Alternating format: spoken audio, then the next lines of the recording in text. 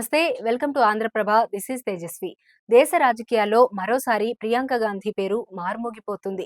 ఇటీవల జరిగిన లోక్సభ ఎన్నికల్లో ఆమె ఎక్కడో ఒక చోట పోటీ చేస్తారని అందరూ భావించారు.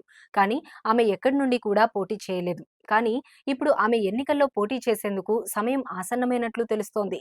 వయనాడ్ నుండి ప్రియాంక గాంధీ పోటీ చేస్తారని వార్తలు షికారు చేస్తున్నాయి. ఈ వార్తల్లో ఎంత మేర వాస్తవం ఉందో తేలాలంటే మరో 3 రోజులు వేచి చూడాల్సిందే. రాహుల్ గాంధీ ఇటీవల జరిగిన లోక్సభ ఎన్నికల్లో వయనాడ్, రాయ్‌బరేలీ నియోజకవర్గాల నుంచి గెలుపొందారు. ఈ రెండింటిలో ఏదో ఒక స్థానాన్ని రాహుల్ వదులుకోవాలి. దీనికి ఇంకా 3 రోజుల సమయమే మిగిలి ఉంది. ఏ నియోజకవర్గం వదులుకుంటారో ఈ 3 రోజుల్లో రాహుల్ నిర్ణయించుకోవాల్సిన పరిస్థితి. లేదంటే వయనాడ్, రాయ్‌బరేలీ 2 స్థానాలను రాహుల్ కోల్పోవాల్సి వస్తుంది. దీంతో ఆయన నిర్ణయంపై ఉత్కంఠ నెలకొంది. అయితే రాయ్‌బరేలీ నుంచి రాహుల్ గాంధీ కొనసాగుతారని కాంగ్రెస్ సీనియర్లు పేర్కొంటున్నారు.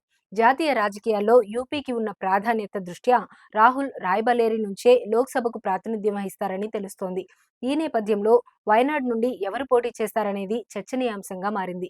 అయితే వయనాడ్‌లో కాంగ్రెస్ శ్రేణులు ప్రియాంక గాంధీ అభ్యర్థిత్వాన్ని కోరుకుంటున్నాయి. రాహుల్ గాంధీ గారు తమను విడిచిపెట్టి వెళ్లొద్దు. ఒకవేళ మీరు నియోజకవర్గాన్ని వదులుకోవాలని నిర్ణయించుకుంటే ప్రియాంక గాంధీని వయనాడ్ నుండి పోటీ చేయించాలని జాగ్రత్తగా చూసుకుంటామని బ్యానర్లు ప్రదర్శించారు.